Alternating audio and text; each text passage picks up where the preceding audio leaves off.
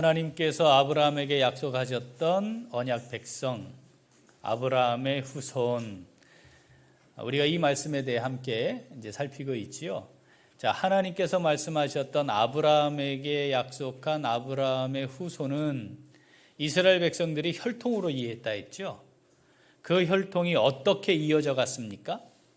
자, 아브라함, 이삭, 야곱, 그리고 그 다음은 12지파. 그래서 12지파라고 하는 아브라함의 후손의 계보, 족보가 만들어졌다고 생각을 하고, 그 12지파에 소속이 되면 할례받은, 선택받은 언약 백성이다 라고 하는 분명한 인식이 있었습니다. 어느 지파에 나는 속했어요? 우리 조상은 누구예요? 그래서 나는 하나님의 언약 백성이에요. 이렇게 이해를 했죠. 오늘 본문 우리가 읽은 사도행전 7장 8절은 이에 대한 말씀입니다. 한번 읽어볼까요? 할례의 언약을 아브라함에게 주셨더니 그가 이삭을 낳아 여드레 만에 할례를 행하고 이삭이 야곱을, 야곱이 우리 12조상을 낳으니라. 아멘. 자, 12조상이 되고 그 12조상에 의해 형성된 지파, 그리고 그 지파에 속해 있는 사람들은 뭐예요? 하나님의 언약 백성이다. 아브라함 약속하셨던 아브라함의 후손이다라고 하는 생각을 하게 되었던 거죠.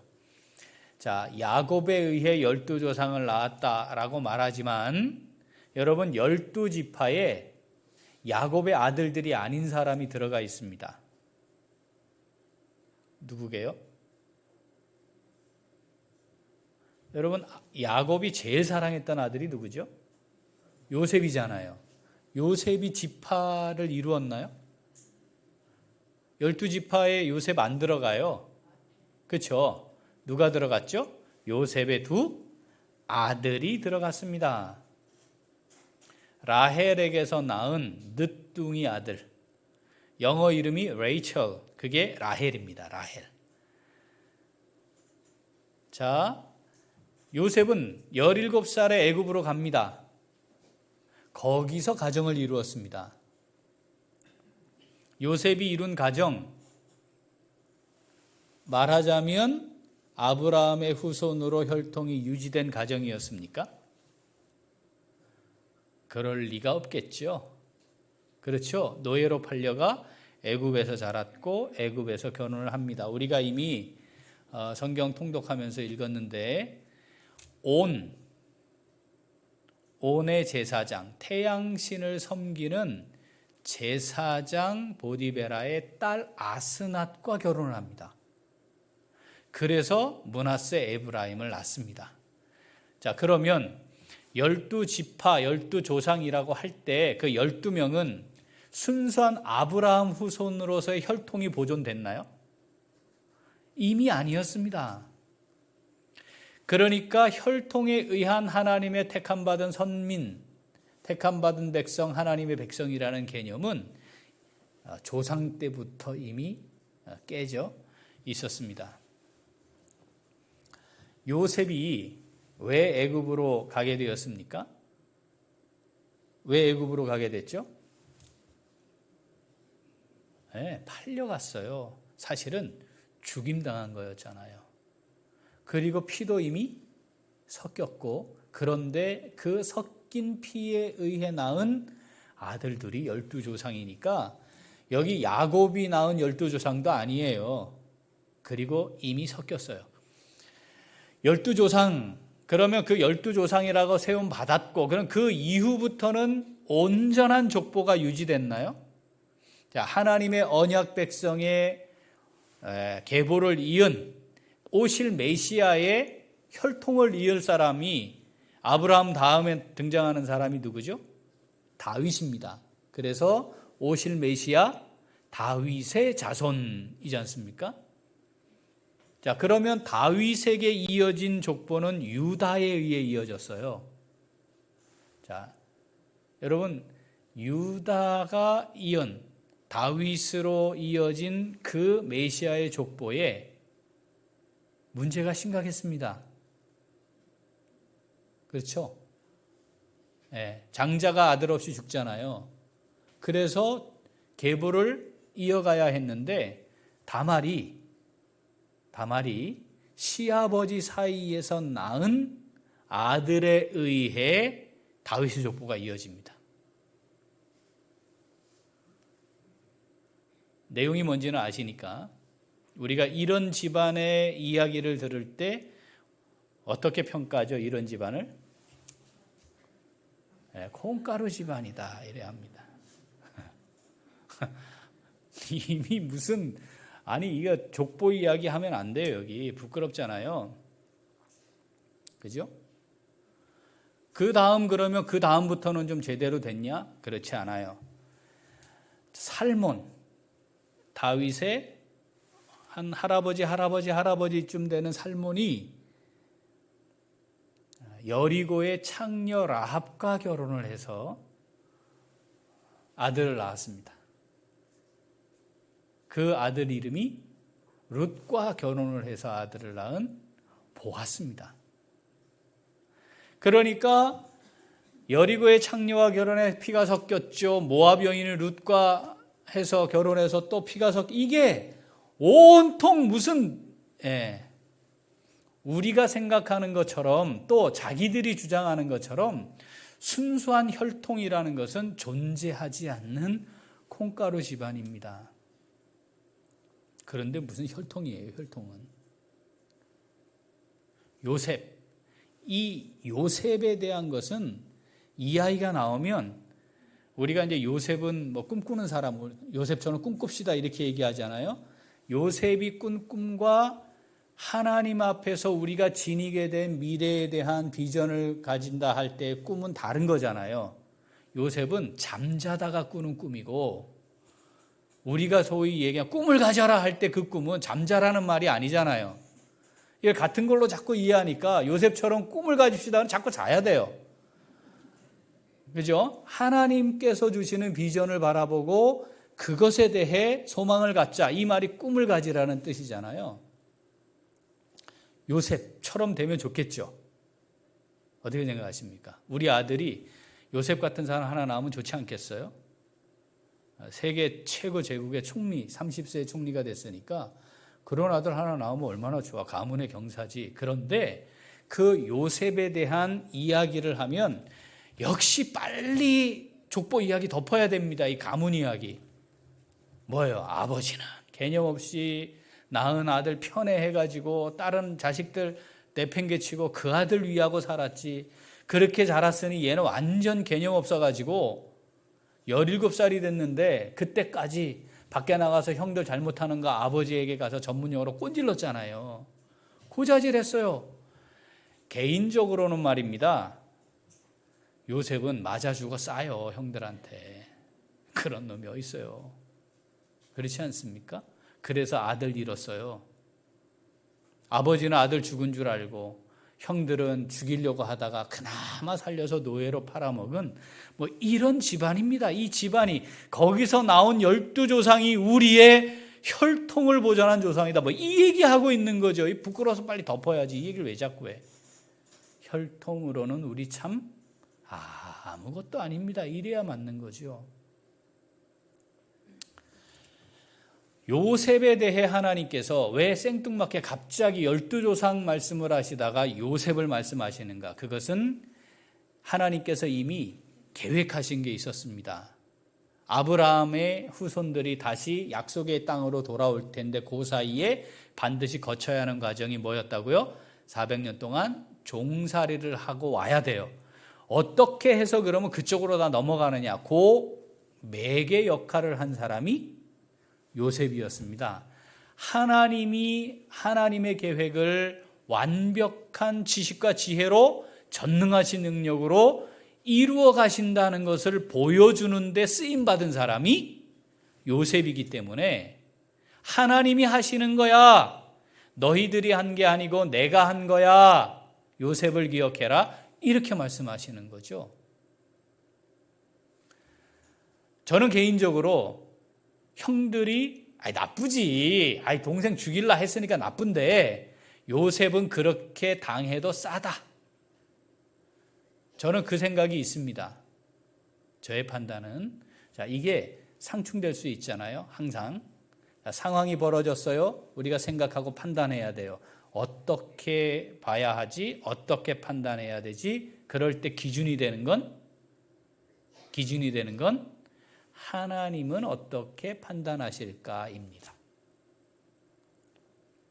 하나님은 어떻게 판단하실까? 형들이 나빴어요. 죽이려 한 건 나빴어요. 그런데 당연히 그럴 수 있는 거 아닌가요? 자, 하나님의 판단이 성경에 이제 오늘 기록이 되어 있는 겁니다. 9절 읽어보겠습니다. 9절. 여러 조상이 요셉을 시기하여 애굽에 팔았더니. 하나님의 판단은 뭐예요? 형들이 나쁜 거예요. 형들이 시기했다고 하나님 판단하세요.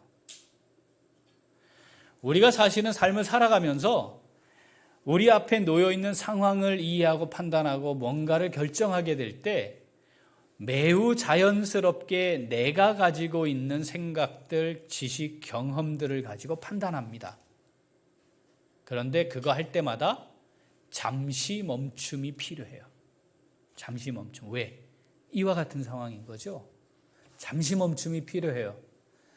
나의 판단은, 내 생각은, 나의 경험에 의하면, 나의 지식대로 하자면 이건 아니다. 이건 문제다. 자, 그런데 잠시 멈추고 뭘 생각해 보자 그때? 하나님의 판단은 뭘까? 하나님은 어떠실까?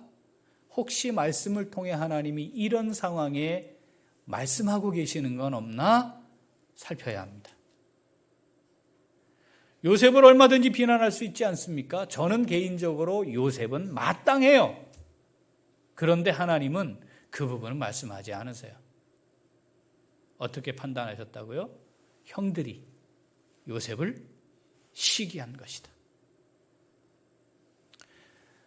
사랑을 위한 식구들, 이 말씀을 우리가 읽으며 다시 우리의 삶을 한번 하나님 앞에, 말씀 앞에 비추어 보아야 합니다. 우리가 생각하는 거, 우리가 판단하는 거, 우리가 말을 내는 것이 하나님의 생각과 판단, 하나님의 뜻에 맞는 것인지 잠시 멈추고 살피고 돌아본 후에 내야 합니다. 이걸 자꾸 살피고 돌아보고 또 생각하고 잠시 멈춤을 반복하지 않으면 어떻게 되겠어요? 어떻게 되겠어요? 이 과정 없이 내가 그냥 생각하는 거, 내가 판단하는 것이 마치 신앙적인 것처럼 착각합니다. 이 착각이 계속 반복되면 매우 위험해지는 거죠. 하나님은 어떻게 하실까? 이걸 생각 안 하는 사람은 그건 말할 것도 없고. 근데 우리 안에 그 마음이 있잖아요. 하나님 뜻대로, 하나님 생각대로, 하나님이 원하시는 대로 하기를 원합니다. 우리 이런 마음이 있잖아요. 그러니까 이걸 반드시 확인하고 가야 합니다. 잠시 멈춤.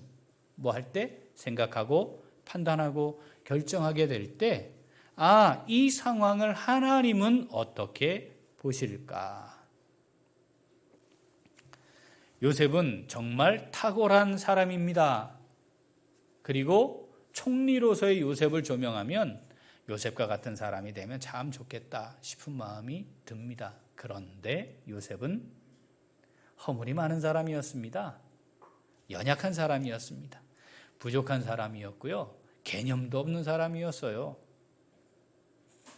노예로 팔려가서 이름 없이 노예로 살다가 그렇게 인생을 마감해도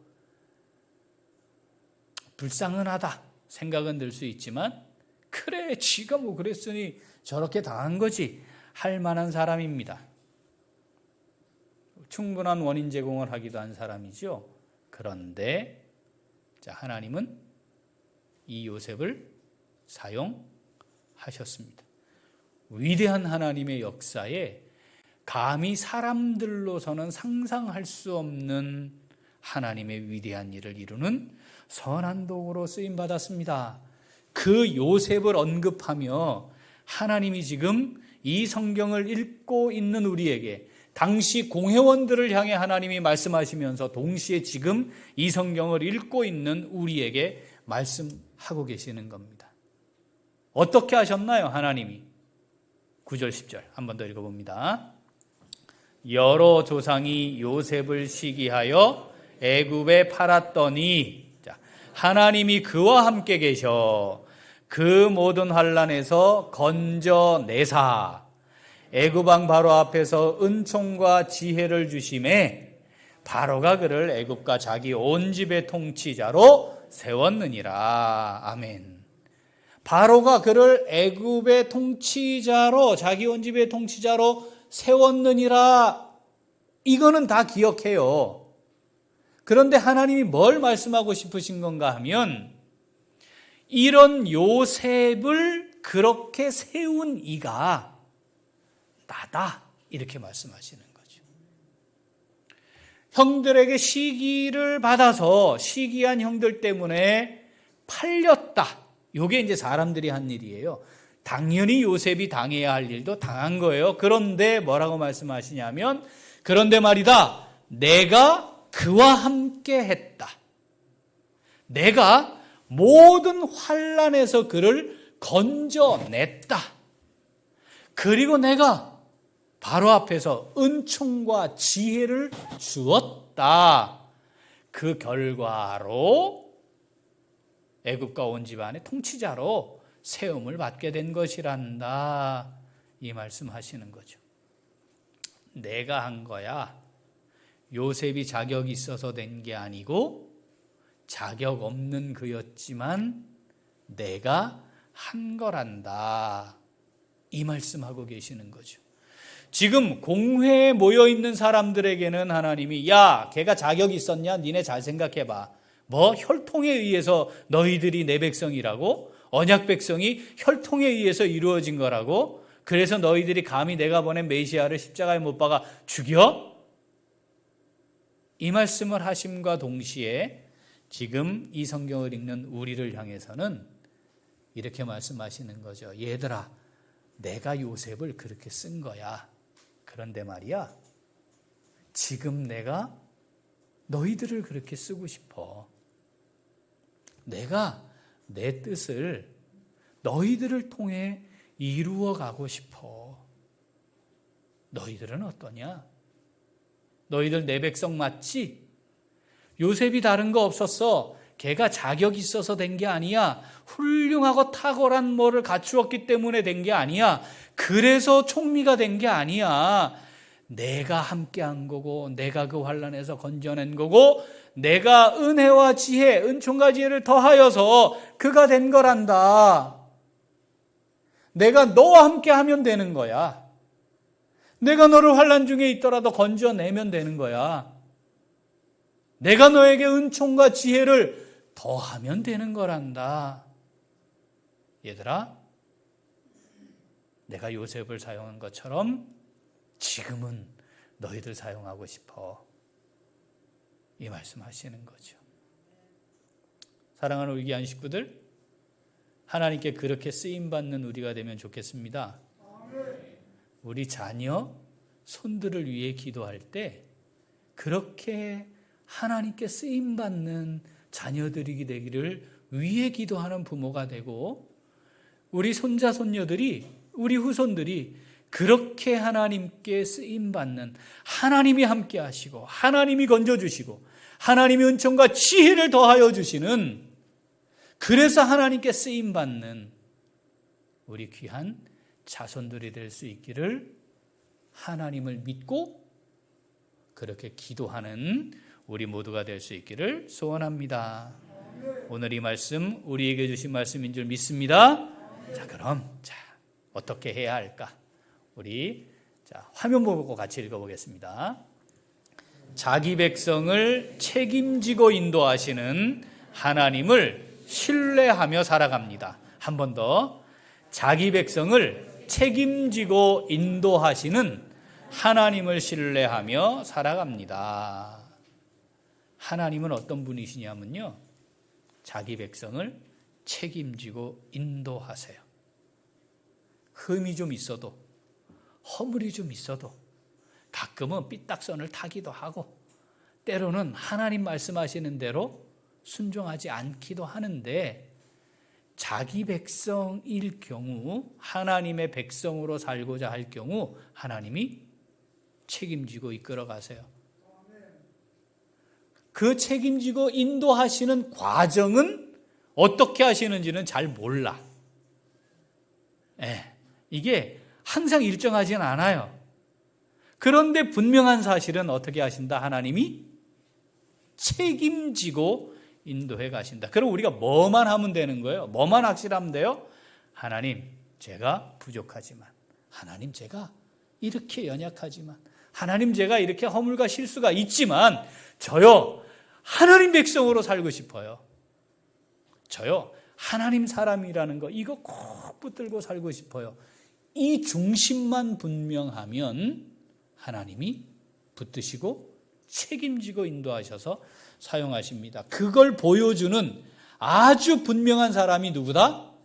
요셉이라는 겁니다.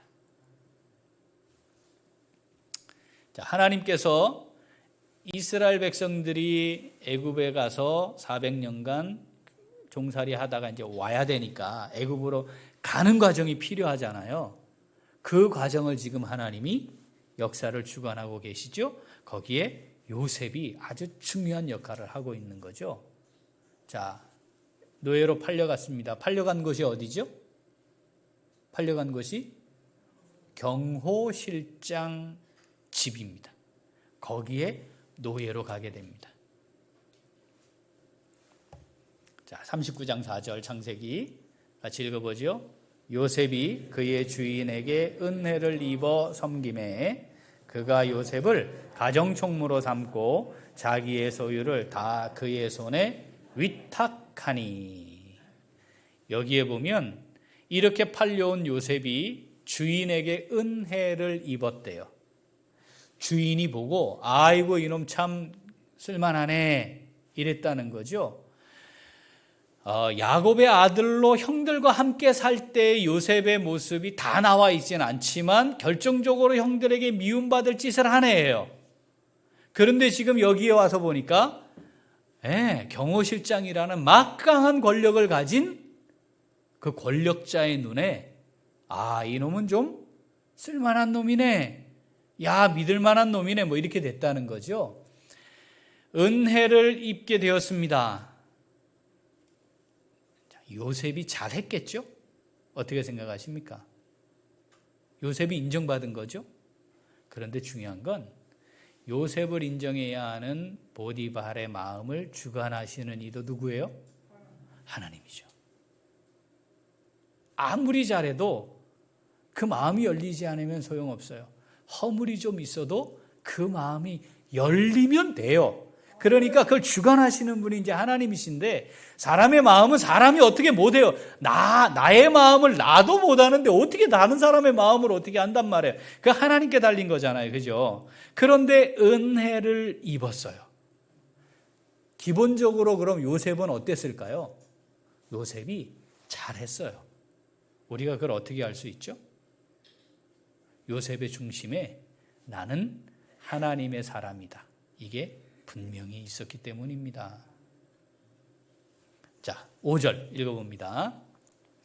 그가 요셉에게 자기의 집과 그의 모든 소유물을 주관하게 한 때부터 여호와께서 요셉을 위하여 그 애굽 사람의 집에 복을 내리심으로 여호와의 복이 그의 집과 밭에 있는 모든 소유에 미친지라. 아멘.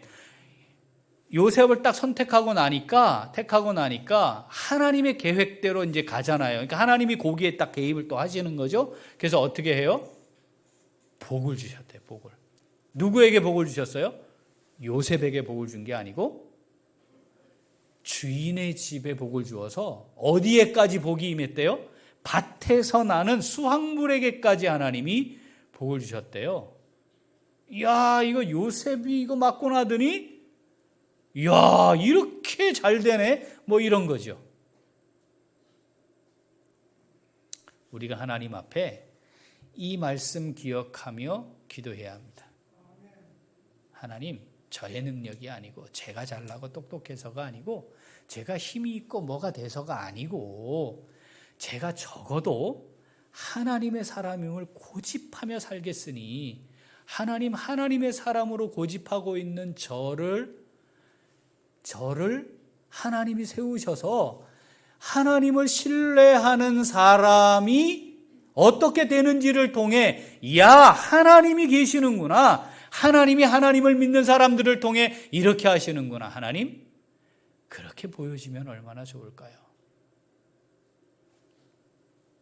하나님이 요셉을 통해 하신 것처럼 하나님, 저도 그렇게 하나님께 쓰임받기를 원하고 우리 자녀, 우리 아들, 우리 딸, 내 손자, 손녀 하나님 그렇게 되면 좋겠어요.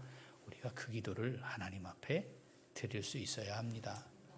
근데 문제가 생겼잖아요. 이 집에 보디발 주인의 아내가 요셉이 굉장히 훈남이었어요. 성경 기록을 보면 그 주인의 아내가 이 요셉을 유혹을 하는데 집요하게 해요. 집요하게 매일 계속해서. 우리가 요셉의 입장에 한번 대보죠. 요셉은 지금 신분이 뭐예요?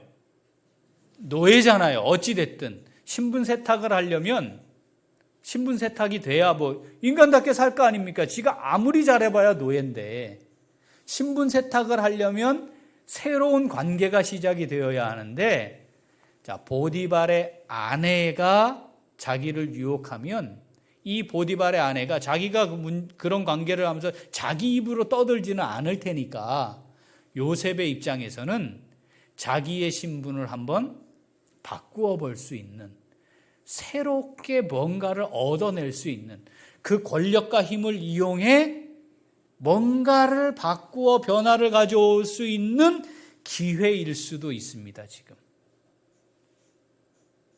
그런데 요셉이 아주 단호하지요. 자, 8절 9절 읽어보겠습니다. 요셉이 거절하며 자기 주인의 아내에게 이르되 내 주인이 집안의 모든 소유를 간섭하지 아니하고 다 내 손에 위탁하였으니 이 집에는 나보다 큰 이가 없으며 주인이 아무것도 내게 금하지 아니하였어도 금한 것은 당신뿐이니 당신은 그의 아내임이라. 그런즉 내가 어찌 이 큰 악을 행하여 하나님께 죄를 지으리까. 아멘. 이러다가 보디발에게 걸리면 작살납니다. 뭐 이런 게 아닌 거죠. 지금 요셉은 이 순간 자신이 하나님 앞에 서 있는 하나님의 사람임을 증언합니다. 내가 지금 어떤 사람인지 아십니까? 저는요, 하나님 앞에 있는 사람이에요. 그래서 하나님께서 금하신 것, 하나님이 원치 않으신 것, 지금 주인이 내게 금한 거 하지 말아라, 그런데 주인에게 들키면 어떻게 돼? 이게 아니고요.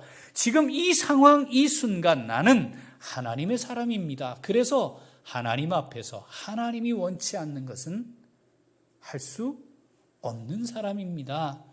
이 큰 악을 행하여 하나님께 범죄할 수 없습니다. 이 고백을 하는 거죠. 하나님은 하나님의 전능하신 능력으로 완전한 지식과 지혜로 약속하신 바를 이루어 가시는 분이십니다.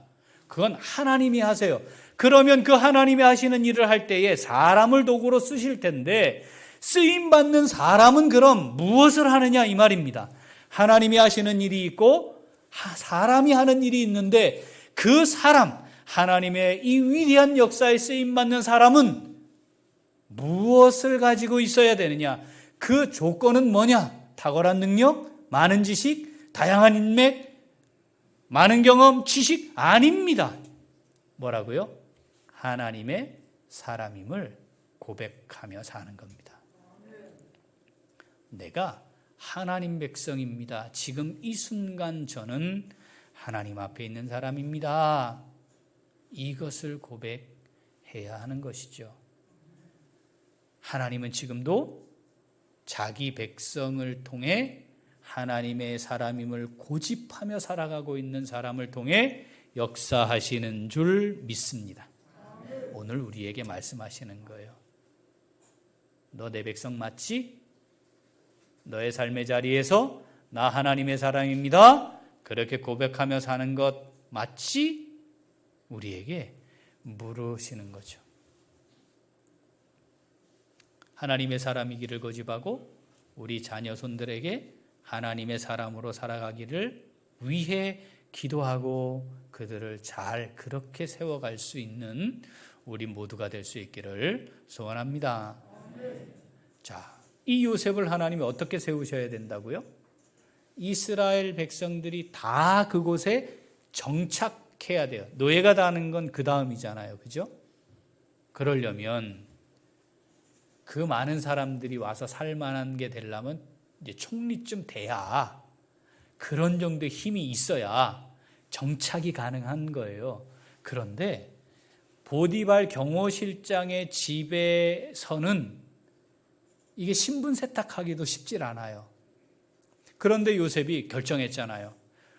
그리고 하나님의 사람임을 믿음으로 신앙 고백하며 그렇게 살았잖아요. 그럼 하나님은 어떻게 쓰셔야 돼요, 요셉을? 여러분, 우리가 하나님이라면 어떻게? 얘를 높여야지. 그리고 부인이 유혹한 게 드러나가지고 그게 백일화에 드러나고 요셉은 그걸 지키는 사람이 되고, 그래서 많은 사람들이 이야 진짜 요셉 최고다. 그래서 경호실장이 그를 세우고 막 이래가지고 이렇게 해서 뭐가 풀려가야 되는 거 아니에요? 그런데 하나님은 여전히 뭔가 이상해요. 하나님 나빠요, 요셉에게. 그렇게 믿음으로 하나님의 뜻을 구하는 사람이면 이제부터는 좀 형통케 해주셔야지. 그런데 오히려 감옥 가게 하세요. 왜 이때는 개입 안 하시냐고. 개입하셔야지. 근데 억울한 누명을 쓰고 이제 곧 처형당해야 하는 죄수의 신분이 되게 감옥 가게 하세요. 그런데 이게 바로 하나님만 놓을 수 있는 절묘한 한수입니다. 세상 사람들은 이걸 표현을 이렇게 하죠. 신의 한수다. 왜냐하면 그 정도로 가려면 경호실장 수준으로는 안 되는 거예요. 누구하고 연결이 돼야 돼요? 왕하고 연결돼야 되는 거죠. 왕이 세우면 확실하게 세울 수 있는 거죠. 왕과 연결될 수 있는 접촉 가능한 곳이 어디냐? 왕의 감옥입니다. 왕의 감옥. 지금 경호실장 부인을 겁탈하려다가 강간 미수범으로 옥에 갇히게 되었는데 그렇게 들어간 감옥이 왕의 감옥인 거예요. 그곳에서 우리가 아는 것처럼 요셉은 하나님께서 꿈을 해석하게 하시는 그 하나님의 지혜, 은혜를 통해 총리가 되잖아요. 우리가 하나님께서 우리를 사용하려고 하실 때에 이렇게 유사한 과정에 놓이게 하실 수도 있습니다. 믿음을 지키고 하나님의 뜻에 순종하려고 하다 보니까 어떤 때는 내가 지니고 있는 거 내려놓아야 하고 포기해야 하기도 하고, 명예를 어쩌면 잃을 수도 있고 지위도 잃고 소유도 잃고 더 희생하고 섬기고 헌신하는데 도리어 욕을 먹고 이러는 과정들에 들어갈 수도 있다. 그런데 그때 우리가 붙들어야 한다. 뭘 붙들어야 한다? 요셉과 함께 하시고 요셉을 모든 환난에서 건져내시고 바로 앞에서 은총과 지혜를 주신 하나님을 붙들고 자기 백성을 끝까지 책임지고 인도하시는 하나님, 제가 이 내 삶의 자리에서 현실적인 것 때문에 손해와 이익을 따지는 것 때문에 명예와 지위를 잃지 않으려고 하는 그것과 타협함으로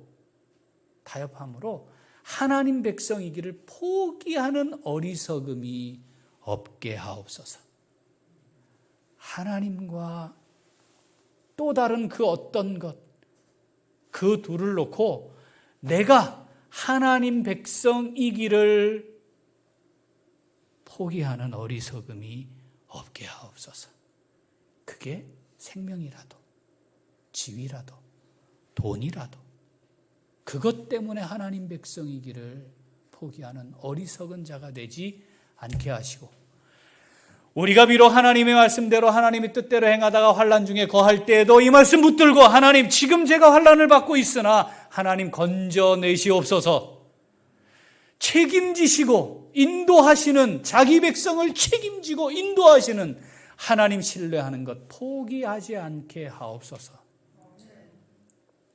이것이 우리의 기도가 되고 우리 자녀와 우리 자손들을 위한 기도가 되고, 우리가 그렇게 하나님의 사람됨을 믿음으로 고집하며 살아 요셉을 사용하신 하나님, 우리를 분명히 사용하실 줄 믿고 우리의 남은 삶이 그렇게 하나님 앞에 귀하고 멋지게 쓰임받는 삶 살다가 주님 앞에 설 수 있는 하나님의 백성들, 언약 백성, 우리 다 될 수 있기를 간절히 소원합니다.